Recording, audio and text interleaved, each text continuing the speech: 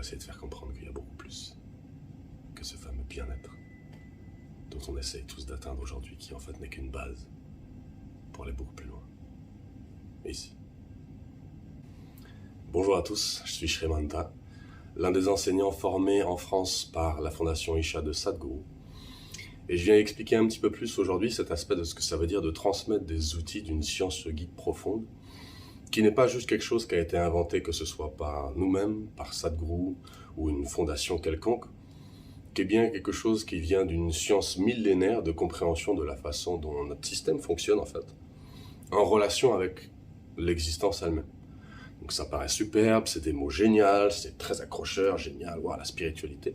Mais en soi, qu'est-ce que ça veut dire? Là, dans cette vidéo, je vais essayer d'expliquer juste un petit peu plus l'aspect de ce qu'on essaie vraiment de faire en fait. Ce qu'on essaie de vouloir amener à chacun, qu'on expérimente nous-mêmes comme quelque chose de vrai et juste, qu'on n'essaye pas de transmettre juste comme étant quelque chose comme « super, je peux faire du yoga à ma vie et c'est trop génial et tout », mais qui est bien au contraire quelque chose qu'on vit nous-mêmes en fait. Et de par la résonance de nous-mêmes le vivre, on a envie de pouvoir le partager et de faire en sorte que chacun, là où il en est, puisse trouver ce qui est vrai pour lui avec ces outils-là et que ça l'amène encore plus loin. Donc, l'explication d'aujourd'hui, c'est beaucoup plus lié à quand vous allez apprendre des outils du Isha Yoga, ou des outils en tout cas qui sont véritablement efficaces pour l'élévation de conscience personnelle, le but de ce que nous on essaie vraiment de donner, c'est de donner ces outils d'une qualité et d'une façon particulière de la façon dont ils nous ont été donnés, dont ils nous ont été transmis. La raison pour laquelle c'est de cette façon-là et pas autrement, c'est parce que c'est de cette façon-là que ça marche. Parce qu'on s'est aperçu par nous-mêmes qu'en pratiquant ces outils-là, en fait, ces outils, ils marchent. Ils marchent sur la façon dont on le fait, quand on est en train de le faire. Ils marchent dans l'impact qu'on a dans la journée à la suite de l'avoir fait. Et ils marchent dans les jours, semaines, mois, années qui suivent et découlent, qui nous permettent de regarder en arrière et de dire « Ok, non seulement c'était un autre monde avant, non seulement c'était une autre vie, mais c'était aussi un autre moi. » Donc le changement que je vois s'apercevoir au fur et à mesure, c'est un changement profond, qui est justement pas lié seulement au fait de pratiquer et de se dire « bon, bah, je me sens juste mieux en fait ». Bien évidemment que se sentir mieux quand on va pratiquer, c'est quelque chose qui va être naturel. C'est même pas un but, j'ai envie de me sentir mieux. Ça va se faire, de façon absolument naturelle. Mais là où il va y avoir une vraie profondeur et compréhension de ce que le yoga peut apporter dans notre vie, c'est cet aspect qui va nous faire réaliser au fur et à mesure que non seulement en l'ayant fait, ça va nous faire du bien, mais en plus, on va s'apercevoir dans notre quotidien au détail, de plus en plus, au fur et à mesure que nos perceptions intérieures se développent, que chaque étape de notre vie, chaque situation qu'on rencontre, la façon dont on les gère, la façon dont on se gère personnellement, eh ben en fait, recouvre une qualité qui est complètement différente.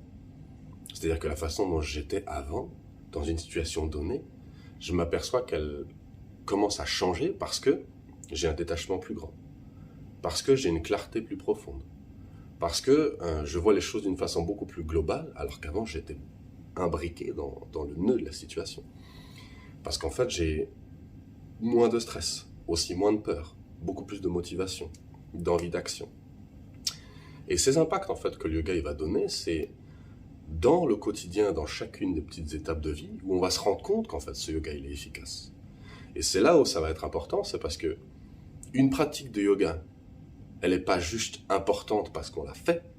Ah, je l'ai fait, c'est bon, tout va se faire. Elle est importante parce que de toute façon, si elle est bien faite, elle sera efficace. Que je sois, je sais pas, que je sois Bouddha, que je sois le grand méchant loup, ou que je sois peu importe qui, monsieur et madame tout le monde. La compréhension, elle est que peu importe qui je suis, si l'outil est bien pratiqué, il n'y a aucune raison que ça ne soit pas efficace. Vous voyez ? Si j'ai des ingrédients d'une bonne qualité, qu'on m'apprend une recette particulière, que je suis les étapes de la façon de faire la bonne recette, il n'y a aucune raison que la recette donne au final quelque chose qui ne soit pas magnifique. Donc les outils du yoga, leur efficacité sera en le faisant, dans notre quotidien, mais surtout dans tout ce qu'on va faire, en fait. Parce que ces petites pratiques qu'on va mettre dans notre quotidien qui sont d'une demi-heure, 20 minutes, 40 minutes, 1 heure, plus si on a envie d'en combiner, peu importe le temps, elles vont amener les 23h30 qui suivent la pratique à être d'une qualité différente, en fait. Parce que si je pratique le yoga, c'est pas pour juste être bien dans mon tapis. C'est pour que dans mon quotidien, dans toutes les heures qui suivent ma pratique, je vois, sente et puisse agir en fonction de l'impact qui s'en découle.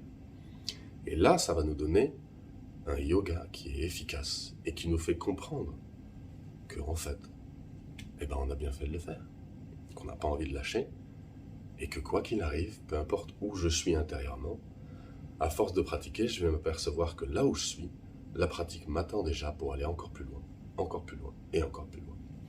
Et ce encore plus loin, il se révèle toujours être en direction d'une version plus profonde, meilleure, plus stable et claire que ce qu'on est là où on est maintenant.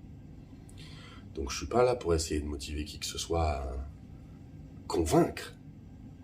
J'essaie simplement d'expliquer et d'exprimer un ressenti vrai, juste et profond que je ressens, que les enseignants du Isha Yoga ressentent et qu'on essaie de vous partager, ou en tout cas qu'on essaie de vous transmettre au travers des outils qu'on sait être efficaces et que si vous les pratiquez, vous pouvez voir aussi et surtout ressentir leur efficacité.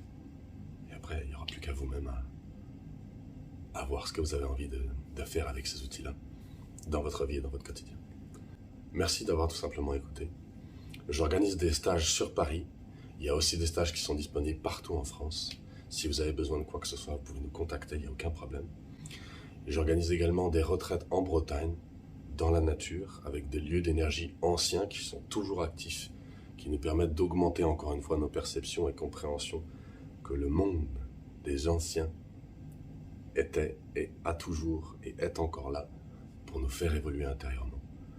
Donc si vous êtes intéressé, vous avez mon site internet shrimantayoga.com, vous pouvez laisser un commentaire, vous pouvez me contacter par mail ou bien par téléphone.